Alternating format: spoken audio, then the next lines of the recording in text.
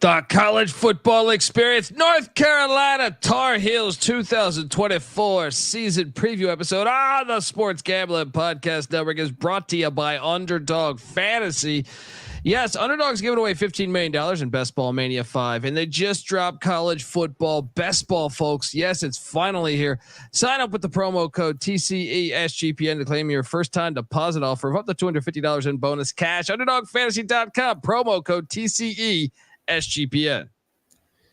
We're also brought to you by Rhythm. Rhythm has the best AI picks and projections, and their football models are almost live. Claim your free 7-day trial period today by going to sportsgamblingpodcast.com/rhythm. That's RITHMM. That's sportsgamblingpodcast.com/rhythm. And remember, as always, folks, to let it ride. This is Coach June Jones, and you're listening to SGPN. Let it ride.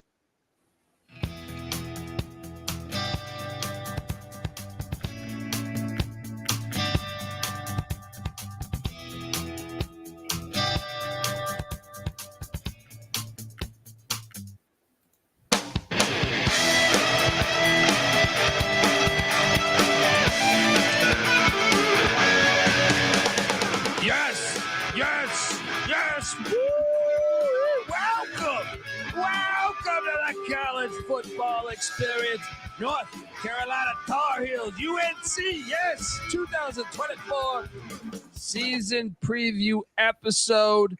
I think North Carolina's been one of the stranger teams over the past couple of years. Excited to talk about this year. Could it be a magical year for Mack Brown?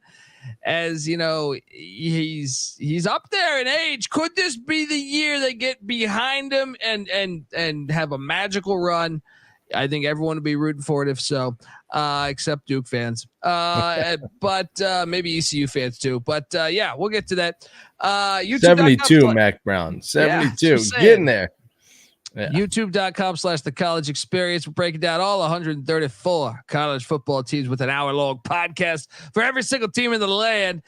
The entire SEC, Big 10, Big 12, Pac-2, Mountain West, all available right now as we can. And we're getting to the end of the ACC here. So go, and Notre Dame is out there. Go check on the Fighting Irish. So yeah, YouTube.com/the college experience. Big year. I think it's going to be fun to talk about this one. If you're wondering just who the hell you're listening to, my name is Colby Swinging Database Dan, a.k.a. Pick Dundee, a.k.a. Cap Bozo. That's not a pick. This is a pick. He was raised in the land down under, where a man thinks on his feet, speaks with his fists, and lives by his wits. When Dundee happened, he was a superstar. I smoke and I drink and I don't have stress and I'm healthy. I am healthy when I'm talking college football. When I'm out living life, I'm not healthy unless I'm talking college football, unless I'm watching college football. Colby's blood pressure drops to like extreme healthy levels when he's watching and talking college football. Sit around. Yeah, that's what happens. That's what happens, man. During the offseason, Colby's resting at like 180 blood pressure, just like waiting for college football. Let's go. All right, my blood pressure's in a 335 right now. Excited to talk about this one, though, buddy. I am joined by my co-host. Give it up for former JMU Duke defensive back. They're on the schedule. Give it up for wait, what am I talking about here? The former JMU Duke defensive back, the burrito eating, sideline kiss stealing, wheeling and dealing, Patty C in the place to be.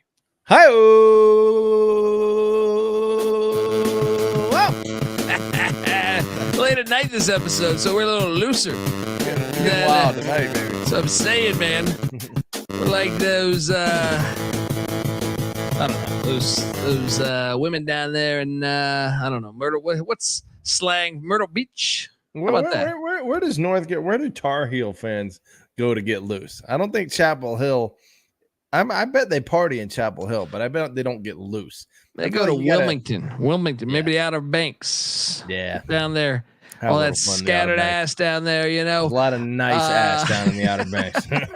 I actually don't know if they go to the Outer Banks. I think I'm curious where they would most They go to commonly Myrtle. go. Let's be honest. Yeah. If could you're see on the them. East Coast, you're going. If you're north of Florida, you're going to Atlantic Myrtle. Beach, buddy. Atlantic Beach, Yeah. Emerald Isle, something like that. But, buddy, big year. I mean, we got a 12-team playoffs. Some of those years over the past few years, like North Carolina would knock it on the door mid-season. A lot of those years. It's going to be interesting to see this year. Where are you at with this program? And like, I gotta be honest. How the fuck did they fumble Sam Howell and Drake May? Like, they just had two really good college quarterbacks, and they didn't really manage over 8 wins in either one of those. This team hasn't had over 8 wins in. Am I looking at the? Jeez, it's been a long time. No, I'm looking at their conference slate. Okay, no, 8, 9. They've had some decent years recently. Well, I don't get. I'm like, how the hell did they go 4-4? No, 8 wins last year, 9. But you're right. Fucking idiot. Yeah, Drake May. I'm gonna piss some North Carolina fans off right now. I don't know that I think that he was the elite quarterback that everyone thinks he is. Now, supposedly he is playing pretty good ball in camp right now for the Patriots. Yeah. Well, I will show you what I mean. Shout out to Anthony Eason in the chat. You can watch this show, folks. YouTube.com/The College Experience. Lack of defense has doing them. Yes. Let's talk about it in a second, but I want to tell you that the College Football Experience is part of the Sports Gambling Podcast Network, and the Sports Gambling Podcast just launched their 32-team NFL previews. And as a bonus, each team preview will include a code word. Submit the 32 code words, the phrases at the end, and you could be the lucky winner who gets a $500 NFL Circa future bet. Subscribe wherever you get your podcast and the SGPN app, which is free to download in the App Store and Google Play Store. All right, back talking. What's up? Still, since Mack Brown left in 1997, only one 10-win season since then. And that North Carolina is a better Butch program Davis? than Who that. was that? That was Larry Fedora back in 2015. Oh, that's hilarious. No. Well, let's talk about Mac. YouTube.com, these fire graphics. He's 282 and 149 and 1 in 35 years. He has won a national championship. And where are you at with him? Is this the final hurrah? I know at ACC Media Days, he said, no. They're using this recruiting pitch against me, all these other schools, but I'm going to be there. Where are you at with them? I mean, the OC is Chip Lindsey, the new DC, Jeff Collins. Where are you at with this program and Coach Mack Brown and everything? Well, I'll say this. Jeff Collins' record as a head coach at Georgia Tech leaves a little something to be desired. He did decently at Temple.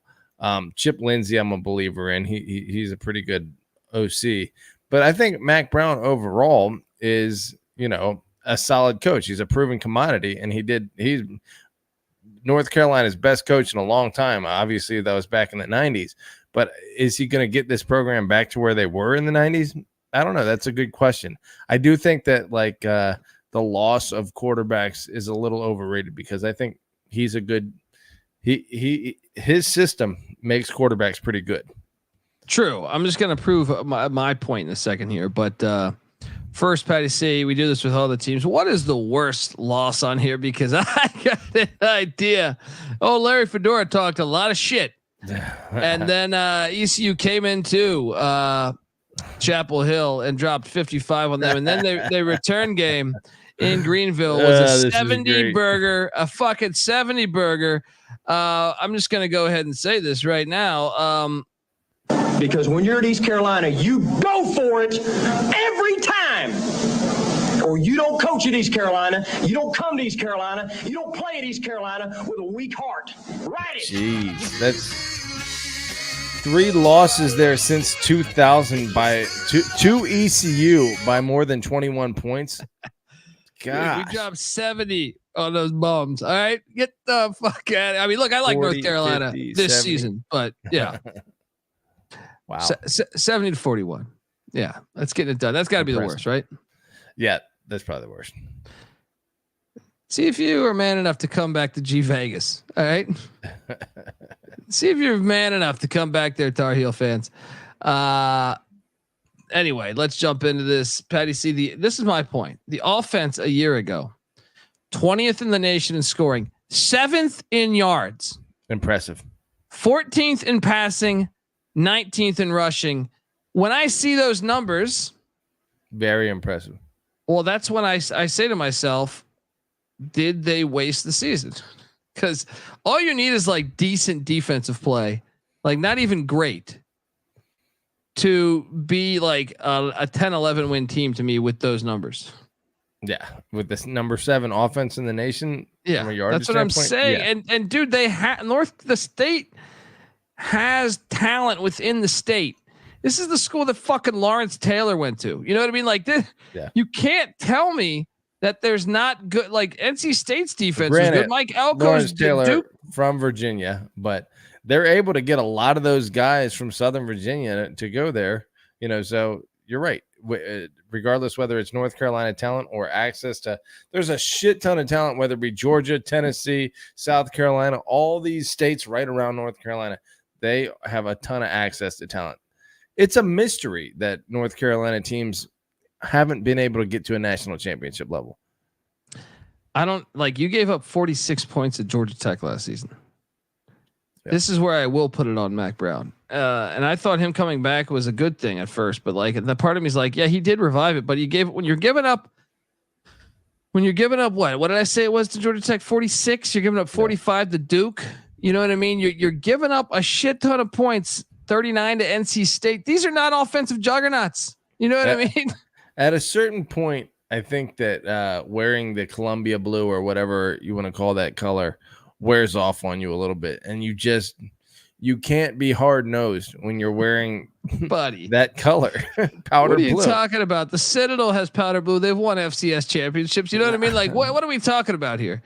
I don't know. I have no explanation as to why, but they are an routinely offensive powerhouse, but pretty soft defensively, almost, always. Well, that's what my argument is. They were number 1 in the ACC in passing and yards. I feel like they should have been better last year. They get 5 starters back on the offensive side of the ball, led by Omarion Hampton, wide receiver JJ Jones, John Copenhaver is back as well. And Nat McCollum, I feel like we should mention Nat McCollum is back too. The former Georgia Tech Ramblin' Wreck wideout. The receiving core, the more you think about it, with Jordan Shipp coming in, who I know they're high on, McCollum, Jones, a couple other guys there, Gavin Blackwell. Receiving core is in decent shape. Bringing back the tight ends too. Only 2 of 5 on the offensive line back. Kicker Noah Burnett is back as well. Receiving core is in great shape. 4 of the top 5 receivers are back. Devontae Walker is gone, but like you said, Jones, McCollum, Nesbit, Paysor, all coming back. So they should have targets, but the offensive line is, and the quarterback really, but the offensive line is where there are massive questions. Willie Lampkin, I believe 49 starts. He is 5'11", 260. The only guy on the offensive line with any starts is 5'11". So yeah, I would say the offensive line's a big question mark. Then you look at what they lost in the portal. Elijah Green goes to Indiana. DJ Jones to Wyoming. I do like that get. Andre Green, the wideout to UVA. Diego Pounds to Ole Miss was one that I feel like hurt a little bit there, but he's been recruiting at a decent level. Now he brings in Brad Johnson's son, Max Johnson. The question is will he start? Between him, they brought in Jacoby Criswell too, who was at Arkansas before that. He was at North Carolina, so he's back. What does he? Chris Farley go? He's in Chapel Hill. He goes to Fayetteville, Arkansas, back to Chapel Hill. But then they also have Connor Harrell, the freshman or the young quarterback. Maybe he's a sophomore that they're excited about as well. Year, They got a slew. I thought they had a freshman too. I thought they had a freshman, DJ Mazzone. I don't know who's going to start. I think the offense will be fine. They go ahead and get running back Darwin Barlow from USC. Tight end Jake Johnson, also the son of Brad Johnson from Texas A&M. That's a nice get. Offensive lineman boys. Offensive lineman Austin Blask from Georgia Bulldogs. Ja'Kiah Leftwich from Georgia Tech. Howard Lemon talked to Sampson from North Texas, and Zach Greenberg of JUCO. Patty C, will this offense mimic last season's numbers? I have a hard time thinking they're going to replicate the production of last year. Number 7 in the nation, just because if nothing else, you lose Drake May, who's what was he? The number top 10 pick in the draft. Max Johnson, I know Brad Johnson, North Carolina native, had some great years for the Redskins. Great guy to bring back to the area. I think he's going to have some mojo that North Carolina, isn't expecting. So I think maybe he'll add some juice to the offense. But overall, the offensive line in a bad place. That said, Omarion Hampton, 1,500 rushing yards coming back. He's a beast, dude. He is a beast. I really like his game. Yeah, I think they'll have. I mean, Mack Brown in general. They have Caleb Hood too. Hood's a beast. I like their dude. This offense, I think, will be fine. Whoever the quarterback is, I think they'll be. Now, I expect them to be a little bit worse than last year, but not in a way, because I feel like we'll get to the schedule in a little bit. I think they're going to be similar. I would be surprised if they're top 10, but top 30, top 40, I would expect. I think that's what North Carolina generally produces with their offense. They get athletes down there at the wide receiver position. So with Copenhaver, Bryson Nesbit, and Jake Johnson, I like the tight end position.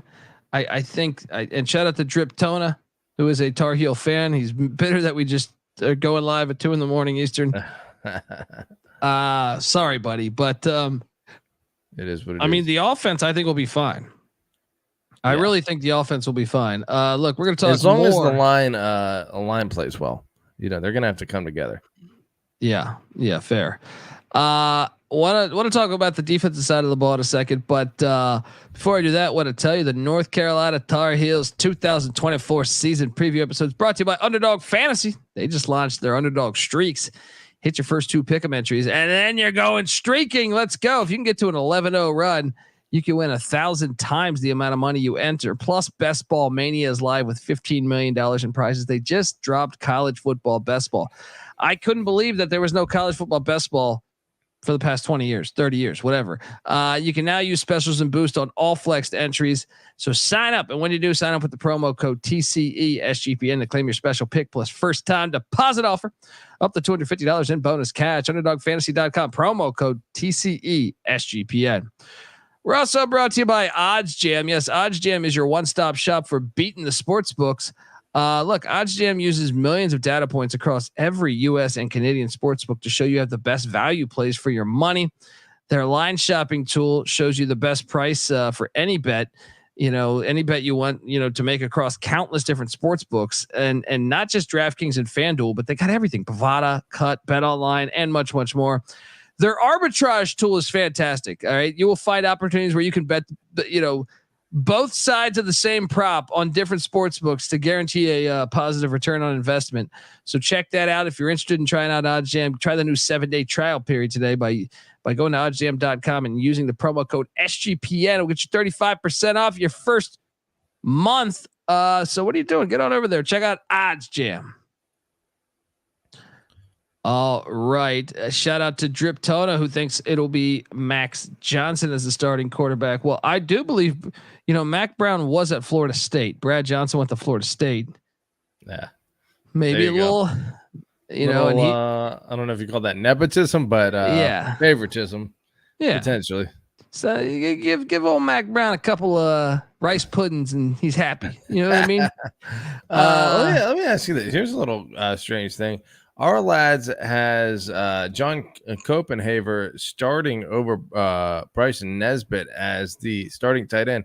Nesbit had 41 catches last year. Copenhaver only 18. I wonder if that's great production either way out of the tight end position. And how about Jake Johnson, who started a slew of games at A&M? Like I said, you have 3 good tight ends. Tight end North Carolina. Freddie Jones back at it. I really think the offense will be good. Now, maybe not as good as last season's numbers, but Patty C, let's talk about the defensive side of the ball, because I was high on the Jay Bateman hire a few years ago. That didn't work out. I don't understand it. I just don't understand how your team's not tougher. 72nd in scoring per game, 94th in yards per game, 94th in pass defense, 90th in rush defense. Those are all bottom 3 in the ACC. Yeah, it is very tough to explain. This is what I mean by wasting your good offensive players. Like, if you just were in the 50s or the 40s, you don't have to be a top 10. Like some of Leach's teams would be like in the Washington State, some of the good years with Tracy Clay or Alex Grinch or something, they'd get to like the 45, 55. But you can't be 94th and expect to really contend. Well, I'll push back on you because Washington had a top 10 offense, and I want to say they were around number 100 defensively. So almost mirror images with North Carolina last year, and Washington made the national championship. The difference is, though, I actually think Washington's defense was better than their numbers, right? Because they're playing in the Pac-12. It's just they played elite fucking quarterbacks, as we saw with the NFL draft. And, Shedeur Sanders, who's projected to be a top 10 pick, and Cam Ward was the highest priced quarterback free agent in the market there. So what is it about the ACC that, like, despite having a lot of draft picks and a lot of talent, keeps them from producing elite offenses across the board? I think it is the trenches, maybe. The coastal states tend to produce skill position players. The heartland of America tends to produce linemen. I know that's a generalization, but I think it's factual. But wait, the Pac-12 is not getting that either. Yeah, well, the Pac-12, Washington, I think, just emerged from. I think they had a super elite offense. I think that's what Washington had, a much more elite offense. Even though North Carolina was comparable, numerically, I think Washington's offense was, I don't know. It's a good question. Yeah, but the ACC does produce good quarterbacks too. They're actually kind of similar to the Pac-12 in terms of the style of play. I think ACC plays better defense. Generally speaking, the Pac-12, rest in peace, played a little bit better offense. I don't know. Because I would say Oregon and Utah's defense, you could argue, might be better than every single ACC team's. True. That is a recent development. That is true. Some teams in the Pac-12 got tougher.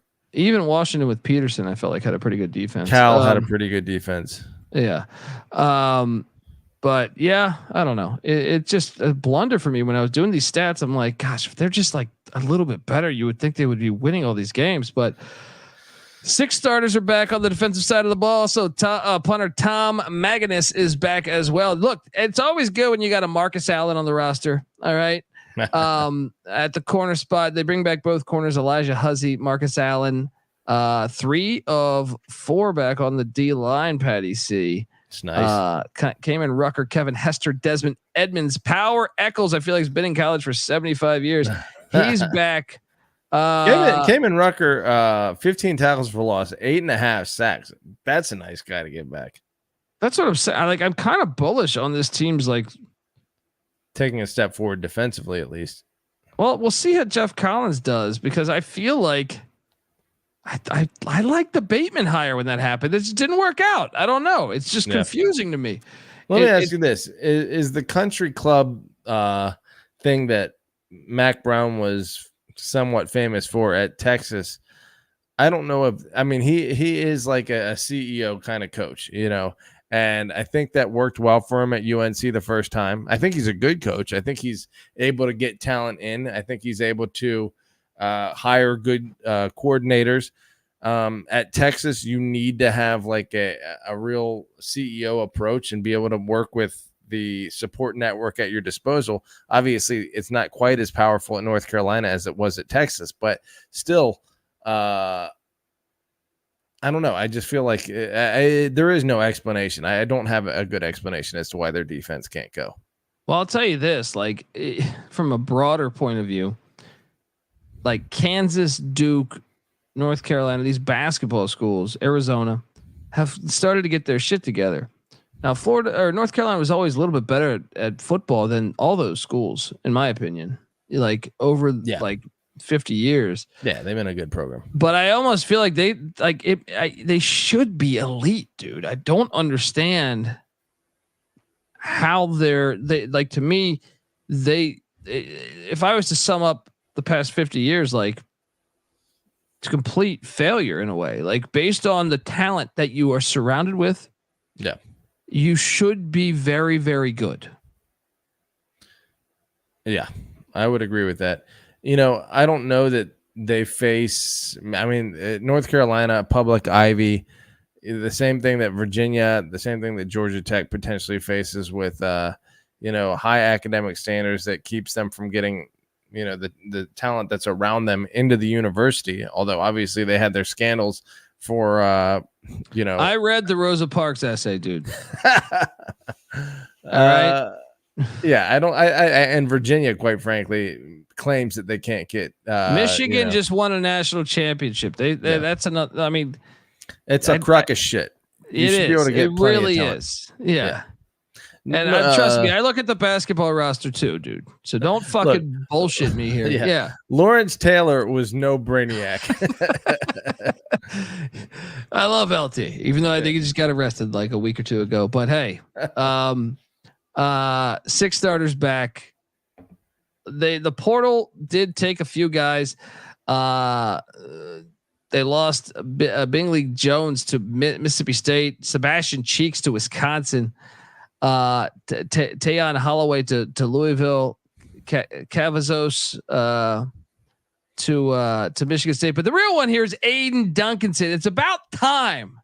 You could tell that he was getting a grade A education because he realized that you don't have to be stuck in Chapel Hill, that there's better things out there. I went through the opportunities. Maybe he went through the wins, the head-to-head matchups since the year 2000 and said, why the fuck am I playing ball here? All right. As he heads off to ECU to compete for real championships. Patty C, they did go out in the portal, but brought in 2 guys.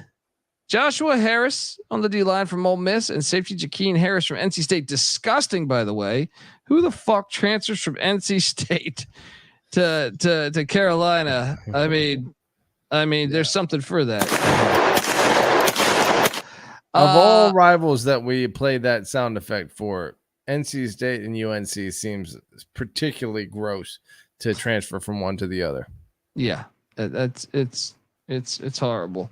Yeah. I question everything about what he's doing, but Patty C, you think the defense will be better this year? It looks like it. They're bringing back a lot of talent. I mean, who they lose? Cedric Gray that they lost to the draft. That's Don another Chapman. thing is they get guys drafted, and you're like, wait, why are they in the 90s every year? Yeah. It's a true fucking mystery, man. What did they get? They got only Cedric Gray from the defensive side of the ball last year. True, but they've had other years where like you're sitting there like, how the fuck?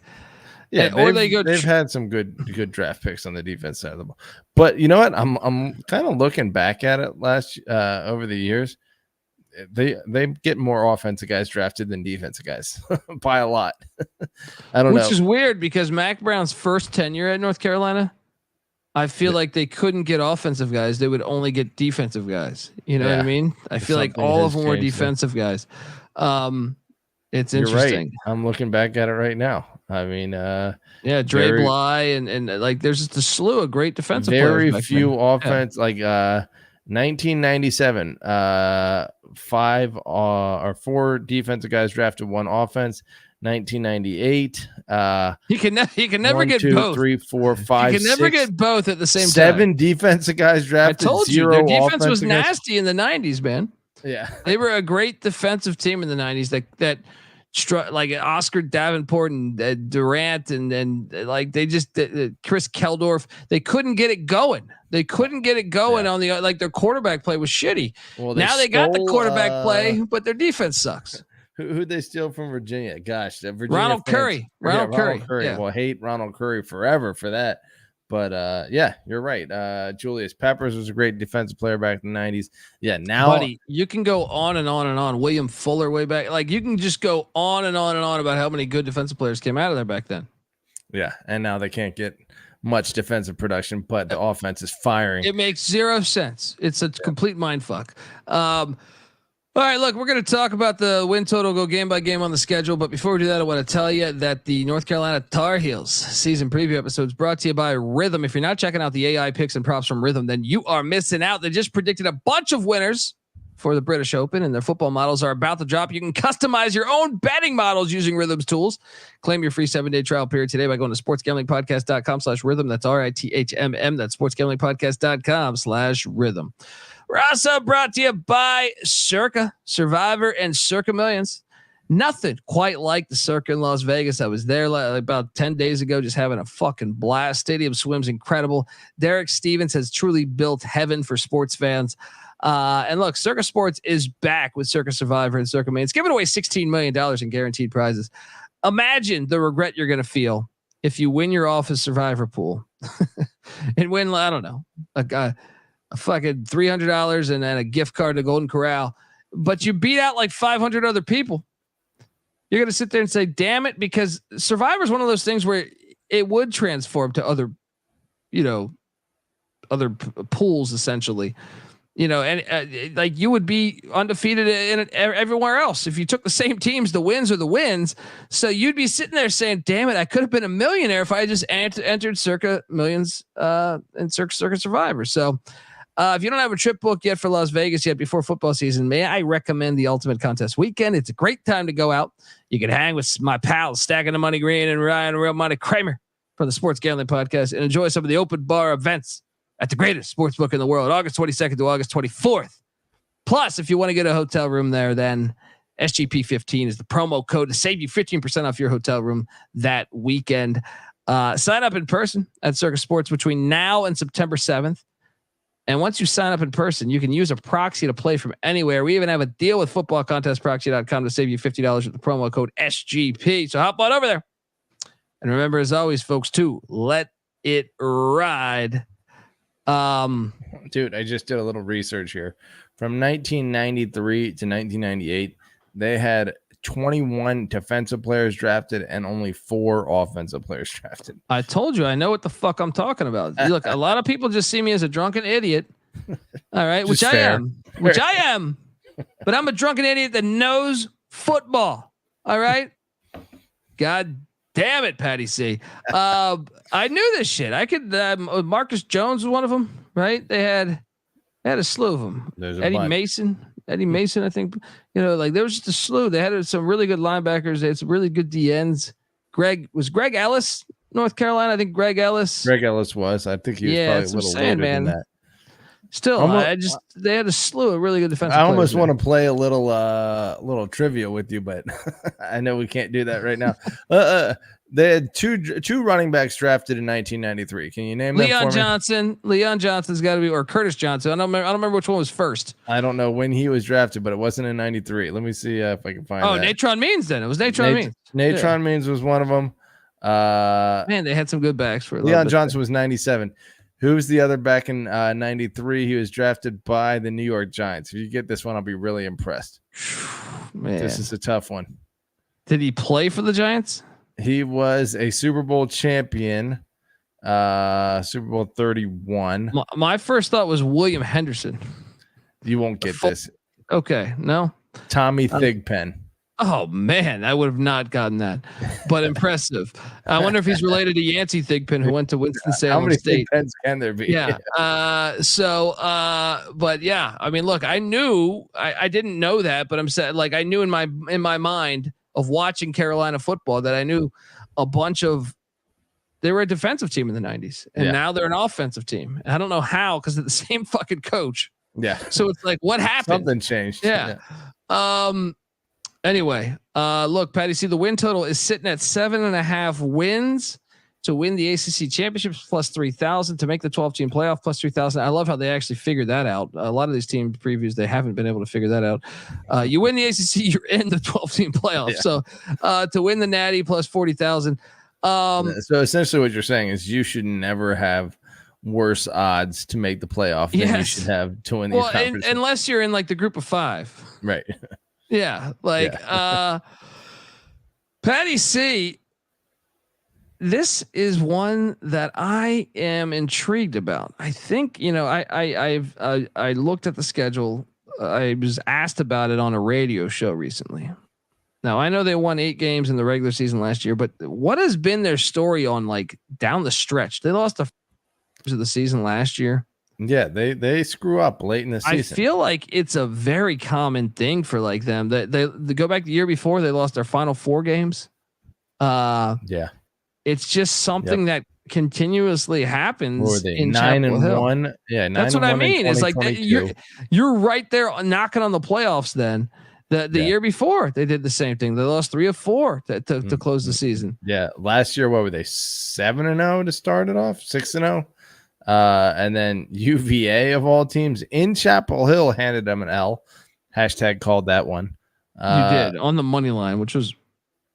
Hey, one of the best. Just see that one coming. Yeah. But I mean, it's only because it was like a 21-point line, and UVA was losing a bunch of close games, and I could just tell UNC was going to be due.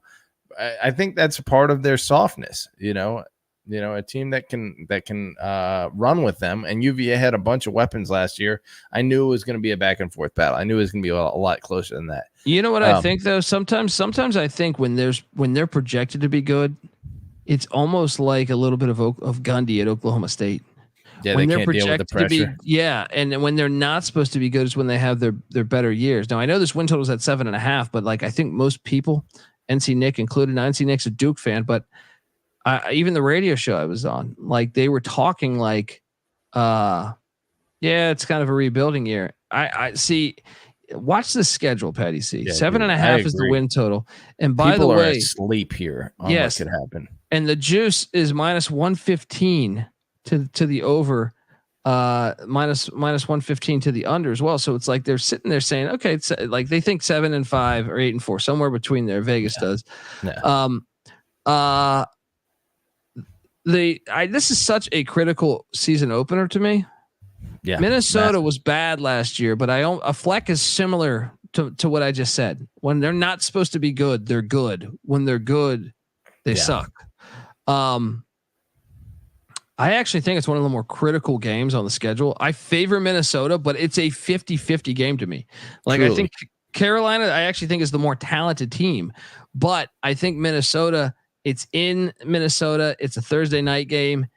The crowd will be fucking insane. Yeah, I think it's a significant home field advantage, but I think Carolina's a significantly better team. They should win. They should win this, but I have to favor Minnesota because I think they're a more physical football team. Like Minnesota's defense has been legit, right? And they like to run the rock.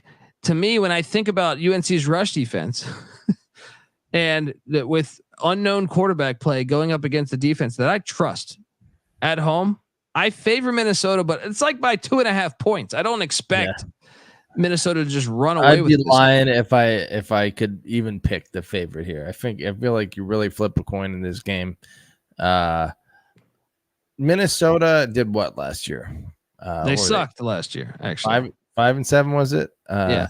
They made a bowl though. They were 5-7, but made a bowl and beat Bowling Green in the bowl. So they're 6-7. Okay. Well, they remind me of the road trip to Blacksburg. Obviously, what is the M&T Bank or whatever stadium they play at? In Minnesota is not Lane Stadium, but Huntington Bank. It is Huntington Bank. But the fact that it's a long trip out to Minnesota, I think it's going to be a similarly challenging situation for North Carolina, which could result in a loss, especially with Max Johnson playing his first game at quarterback. I still want to favor North Carolina, so I'm going to call it a 50-50 game. I'll roll with you with a loss here, but that means later in the schedule on a true 50-50, I'm giving them a win because this could easily be a win too.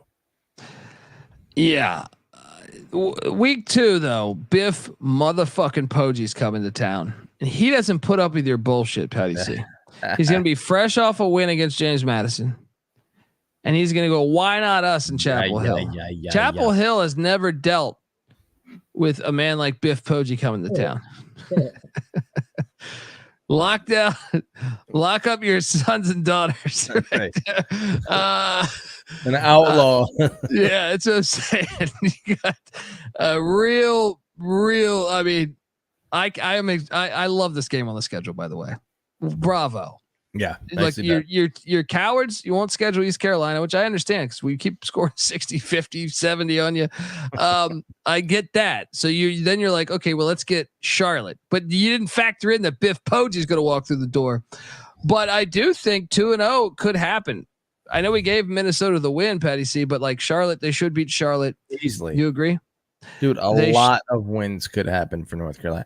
In terms of on a neutral site, this team is better than its first 8 opponents.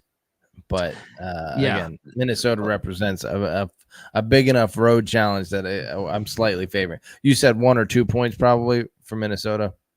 Yeah, but I don't feel good about Minnesota. I just think they're a tougher mentally, like they're mentally a tougher team than North Carolina to me. I know that Minnesota got ran at Chapel Hill last year, but I'm saying in Minneapolis, I think Minnesota and the fact they got the ass whoop last year, I think added incentive. Yeah. But I mean, I don't feel amazing about that. That's a 50-50 game to me. Yeah, not at all. I think they get Charlotte. I think they get North Carolina Central. The Central game on the schedule. If you're going to go this FCS. Is a hard loss. Hosting James Madison, it's an absolute loss. JMU Bob Chesney can sing his heart out. All right, when he drops his country record, but he's going to need to sing his heart out because they're losing this game. Patty C. I think it'll be a decent game, but based on the fact that JMU has lost so much and they have a new coach, you kind of have to favor North Carolina at home here. All right, now they head to Duke, who's also got a new head coach. Win. This is almost like the other 50-50 game. I don't know if that's fair to North Carolina. What was they won last year in overtime, I think, or it was a close game. But Mack Brown fired Manny Diaz at Texas in double overtime. So going to Durham. Are you listening to me? They fired who? Manny Diaz. Mack Brown fired Manny Diaz at Texas. Okay, so Manny Diaz, as the new head coach of Duke, is going to be extra motivated to take him down? I think so. Anytime you get fired, right? So what are you saying? You think Duke is going to be favored here? Oh, no. I think North Carolina wins this game. I think Duke's in a rebuilding mode right now a little bit. So I actually agree with you. I think it's going to be a close game. I think Manny Diaz is going to field a decent team, especially hosting North Carolina. But I think North Carolina should be favored by, 4? Here. Yeah. Then they're home to Pitt. Why do I find this game to be their hardest game for them? At home, I don't know that you should. I feel like on the road it should be. At home, I feel like they would take care of business against a team like Pitt. Oh, you're probably right. Actually, no, we should worry about Georgia Tech because they fuck them up every year. Maybe, that's the one. We just did Georgia Tech 3 straight wins. 5 of the last 6 was it? Georgia Tech whoops their ass every time they play. Doesn't matter who's the coach. It's the strangest thing ever. So I'll take Georgia Tech to get it done. So Minnesota and Georgia Tech, I got them 5-2 at the first bye. How about you? Well, you know what? I guess Georgia Tech is probably the one that I'm going to give them the 50-50 win that they might be taking a loss on. I think North Carolina is going to be 6-1 going into that bye. Dude, they could be 7-0. I don't think it's that hard. This schedule's genius. It is, and they are capable of doing that. They have shown that they don't necessarily stumble out of the gates. So 7-0 is possible. 7-0, they go to bye, and then we got the oldest rivalry in the South as they head to Charlottesville to take on Virginia. Watch them lose this. No, they could. I think they're so much better than Virginia. It doesn't make any sense how they lose to Virginia. I think you're sleeping on Virginia a little bit. I think Tony Elliott with year 2 with both Tony Muskett and Anthony Calantria. Year 3. Well, what I'm saying is year 2 with both of those quarterbacks, okay. With experience in his system. Malachi Fields is coming back, receiver. I think the same thing that threatened and ended up costing North Carolina the game against Virginia last year will be there this year. Now, Virginia doesn't have all of the weapons on the outside that they had last year, but I think maybe Tony Elliott is finding a way to replenish that offense. He, if anything, that's what he's been able to do, is go down south where he's from and get some speed on the edges. And so that's where North Carolina had the edge over Bronco Mendenhall, because he couldn't get that kind of speed in the door.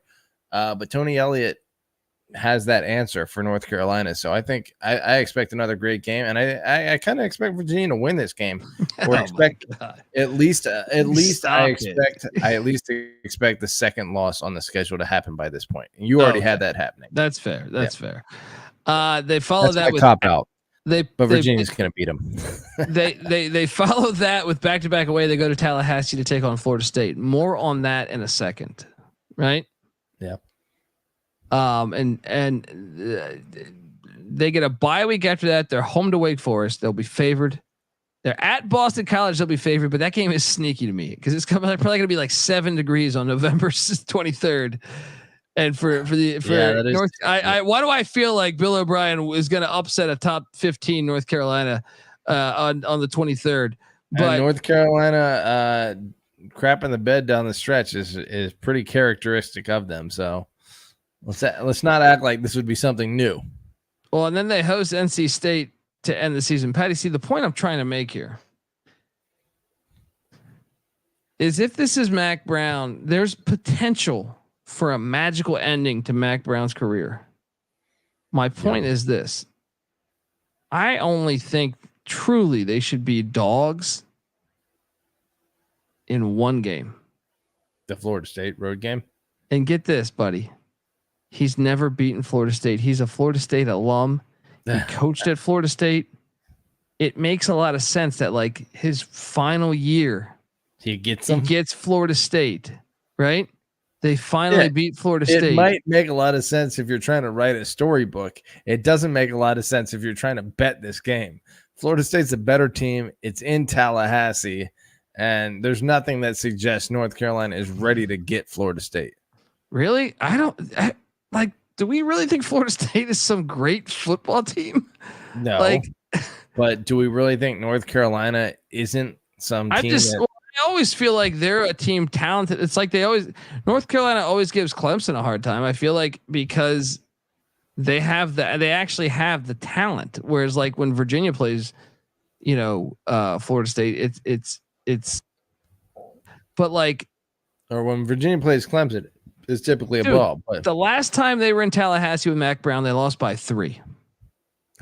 My point is this: can they finally get over the edge? And believe it or not, Carolina's won 2 of 3 in Tallahassee, but they were under Fedora.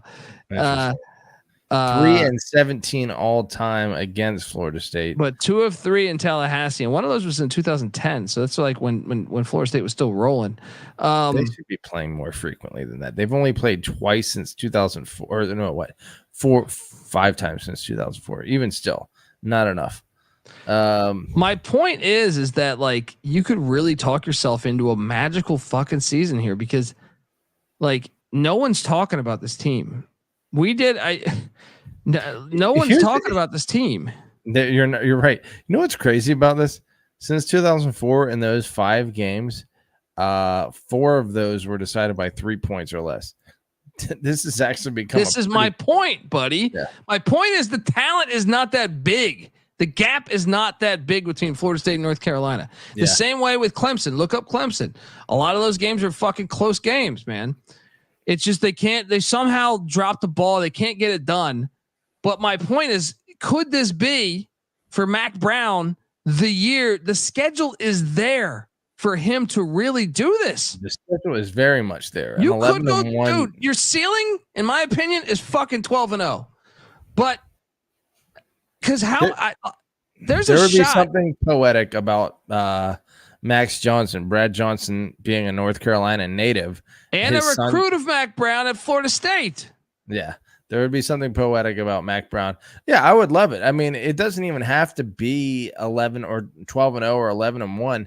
It can be 10-2. And look, if they lose, if one of those losses is at Minnesota to start the season, and their only other loss is at Florida State, it's probably a rematch against Florida State in the ACC championship game. That game will be played in Charlotte, Yes.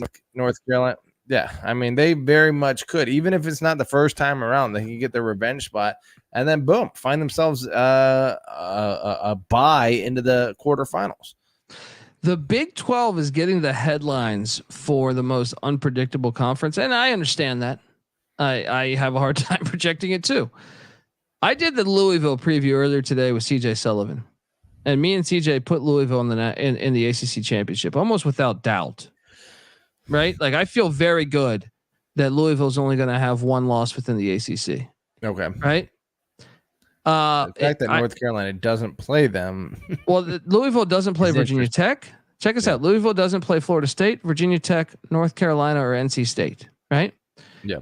This new gigantic conferences, and you're going to hear me if you listen to me from all off season. You're going to hear me beating this dead horse, but it is going to fuck over the better schools because, like I said, Florida State and Clemson probably will be the best two actual football teams, but they play each other, and also Florida State plays Miami, and Florida State. You had a 9-team ACC, the head-to-head. Tiebreaker, the one or two games that you didn't play against some of the other teams in the conference might catch you once in a blue moon. Now, when you're only playing half the teams in any given year, dude, my point is this, like, I don't think I'm going to make this prediction. I don't think Florida State or Clemson is going to play for the ACC championship. I think it's going to be Louisville and like either NC State or Virginia Tech or North Carolina. Their schedules break for them all. And meanwhile, as much as I don't think Florida State's schedule is a gauntlet, I think there's enough trip ups where if they just lose a second time, they're not going to get in. Well, one of these teams is going to get in. Right. And North Carolina's schedule breaks, fantastically within the conference because Duke with the new coach is primed to take a step back. Virginia's not there yet. They're not elite. That's a winnable game on the road. Boston College is a winnable game on the road. Florida State is the only other in-conference game on the road. So chalk that one up as a loss. But the 50-50 games that they typically would have, Pittsburgh, Georgia Tech, NC State, they all get at home. Well, and you could also see like the narrative there. Mack Brown announces going out. This is his final season. They're 7-0. They're going into Tallahassee. He's never won against his alma mater. I don't know that gives them the mojo they need to win the game, but it might help a little bit. But yeah, my thing is this: there's a solid chance as far as Power 5 teams go. There is a solid chance, Patty C, that they're playing just two bowl teams. If you listen to our Georgia Tech preview, go listen to it. But we have them at 5-7. Pitt, it was horrible last year. I'm on the fence with them this year. Duke, I have them not making a bowl. Virginia, I have them not making a bowl. Wake Forest, I think is probably not going to make a bowl. Boston College, if you listen to our preview, I don't have them making a bowl. So it's like in Minnesota, I actually do have Minnesota making a bowl, but Minnesota has a very hard schedule in the Big Ten. I think one of the harder schedules in the Big Ten. Yeah. But my point is there's a shot that the only bowl teams on this fucking schedule are NC State, Florida State, and JMU. Yeah. JMU being a group of 5. I think you're right. And they get 2 of those 3 at home. Look, the number is what again? 7.5. 7.5. I'm leaning to like a 9-3 season. I think that's what they're going to get, with that 10-2 being more likely than an 8-4 almost. Well, in my opinion, they're the more talented roster in at least 10 games. Yeah. The only ones you can make the argument for is Florida State and NC State to me. Yeah. And you could make the argument for the NC State game. I would say NC State's a little more talented this year, but the game is in Chapel Hill on the last game of the season. So based on that, flip a coin, Buddy, if they lose, to me, the Florida State game could be everything, but Florida State might have a second loss. So if that's their only loss, if they beat NC State, who cares about the Minnesota game then? My point is if they only lose to Florida State and Florida State say loses to Clemson, and they don't need a tiebreaker. Yes, Yeah, they outright beat Florida State on conference wins. Then you're gonna have North Carolina, Louisville, or North Carolina, NC State, or something. And if and you have the that, winner then you goes have to the North playoffs. Carolina, in the fucking playoffs. So not only do you take, I think the smartest bet here. Well, I like the 7.5. I'll take the over on that, but I think the smartest bet is the plus 3,000 on the ACC championship. Well, let me ask you this: plus 3,000 on the college football playoff. If they were to lose, say it's the same as ACC championship. Yeah, it might be better to do it for that. They have an opportunity to maybe get in as an at-large. That's fair. Most of them, the odds are better for the ACC championship than the 12-team playoff. Yeah, exactly. You get like a plus 4,000 on the conference championship, and then a plus 3,000 on the 12-team playoff, which makes no sense, as we pointed out. But in this situation, since you have even odds, I think the fact that you're guaranteed to get to the 12-team playoff if you win the championship, and there's a little chance that you can get in as an at-large. Yeah, you got to. I would say take the 12-team playoff as your best bet. It's an incredible schedule. This is what I mean, though. Florida State twice. If they go 11-1 and lose to Florida State in the regular season, and then lose to Florida State in the college in the ACC championship again, and end up 11-2, if we just go chalk on every single game on an individual game-by-game basis, and that puts them at 11-2 at the end of the season, do they get in? I think so. I think an 11-2 team, with their only losses being against a college football playoff team. With it being, and imagine if he announces it's his final season too. They're not going to do that to Mack Brown. Give him a little nudge there. Yeah, I think that North Carolina rather has decent odds to make the playoff this year. But you said something. I don't think they're playing Florida State, dude. I think this is this new shit in college football. That's why they're going to expand the playoffs right away. You're not looking at the best teams. You're looking at the best schedules. And to me, when I look at Syracuse's schedule, don't laugh, folks. It's realistic to think that they could get to an ACC championship, right? And when I look at NC State's, it's realistic to think they could go to their first ACC championship ever, by the way, right? When I look at Virginia Tech's, very realistic. When I look at Louisville's, if you listen to our preview earlier today, I said Louisville's going, I feel very good. Louisville might lose to Notre Dame. They might lose to Kentucky, but guess what? ACC championship. Yeah. They're going to be favored in every ACC game, not at Clemson. So one loss is going to get you into Probably the ACC championship. Yeah. Now, let me say this about North Carolina, though. We are ignoring the fact that this is the same case with them every year, that they should be favored. Yeah, but it's never been this hard of it's never been this easy of a schedule. Yeah, you're right. No Miami, no Clemson. Dude, I'm not trying to downplay these other teams. Yeah. I really think they're probably going to play 3 bowl teams. No Louisville. Maybe Minnesota is the 4th. But that game's irrelevant on getting to the college football playoffs. Could be a nice year in Chapel Hill. Let's see if they got it. Let's see if they can put it together in that fairy ass powder blue for one season. That's why they shouldn't leave the conference. Because if you join the Big Ten or SEC, you're never going to get a schedule like this, man. You're in the basement forever. You're never going to get a schedule. Like, you legit have a shot every year. No one's talking about you this year. You're Kansas. Yeah. Oh man, I'm all in the over. I feel good about it. I feel pretty good about the over. Yeah, too. And I think they sprinkle the plus 3,000. Let's go to make the 12 team. I think you do that since it's the same odds as the ACC championship. You might as well just take the strong play. Yeah, take the 12 team playoff to cover your ass a little bit. Yeah. I'm fascinated by this season. I'm fascinated by these gigantic conferences, because this 12-team model was they concocted this 12-team model in like 2017. If you know the history of this thing, it was based on 10 to 12 to 14 team conferences, not 17, 18 team conferences.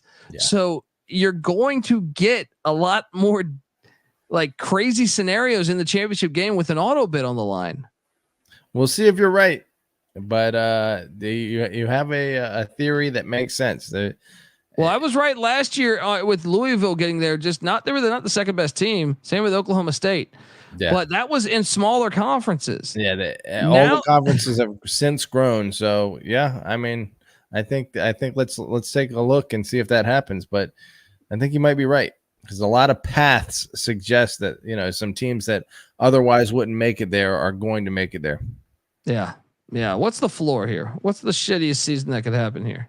Lost to Minnesota, lost to JMU, maybe, or Duke. I mean, they could come out of the first 7 weeks with like 3 losses. The floor is what, 6-6? This team's gonna be a bowl team. Yeah, I think the floor, especially with this schedule, like they're more talented than almost every team.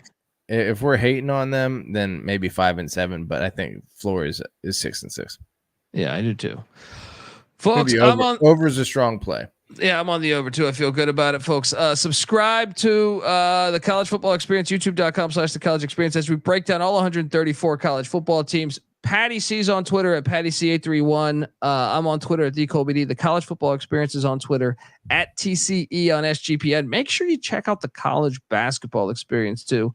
We go live every single night of the season talking college basketball. Right now we're doing our off-season check-ins with coaches and preseason top 25s. So check out that. But we love college hoops as well. And make sure to check out the College Baseball Experience. Man, that Carolina West Virginia regional was fucking awesome. So check out those 3. We come together as one on YouTube, youtube.com/the College Experience. And that's the hub for all of our stuff. Check out the Stadium Heads podcast too. Myself and Michael Barker, aka College Football Campus Tour. Keenan Memorial Stadium has been a fantastic stadium over the years. A lot of history in that stadium. You know, one of the things I love about college football is this history that it has. Well, you know what they did? They did a nice job putting those individual seats in. As a UVA fan, I gotta say the bleachers, UNC's beautiful stadium with the individual seats in there, it puts UVA Stadium to shame right now. So we got to keep up. I love with that. Scott Stadium too, though. But no, Keenan Memorial is a beautiful stadium. I've been there. You know, East Carolina's dropped 70 there, and no 55 there. But no, it is a beautiful stadium, and I the fact that you can play at the same place as some of the greats, you know, I think that's one of the things lost in the NFL and lost in general in sports is it's become so corporate. What's great is every Saturday you get to go to the same place in Chapel Hill there. If you're a fan or if you're a player, that Lawrence Taylor was dominating, you know, Natron Means we referenced earlier. You know, there's so many good players throughout the state of North Carolina, you know, University of North Carolina, historically, Harris Barton, all that shit. Like you can go on and on and on about how many good players have been there. And I feel like that's awesome and honor that. And that's why it's fantastic. That's why it's unique. It's got soul. It's got substance. It's not a plastic powder blue stadium. seats. I mean, it's a vibe. It's a vibe in North Carolina. Yeah, let's go. So yeah, check out all that. Check out the Stadium Heads podcast. We did a deep dive on all the ACC stadiums. I think you'll dig it. Also, check out the Sports Gambling Podcast. Till next time, folks. This is the North Carolina Tar Heels 2024 season preview episode. I'm on the over. Patty C's on the over. Let's go. Mack Brown right off into the sunset with a championship, but schedule ECU. Don't be a pussy. All right. Until next time, you better start thinking about yours. And we out of here. Run and shoot. We can really run and shoot. And the whole team's looking and the whole world's looking with the cameras. Run and shoot. We can really run and shoot. And you know what to get.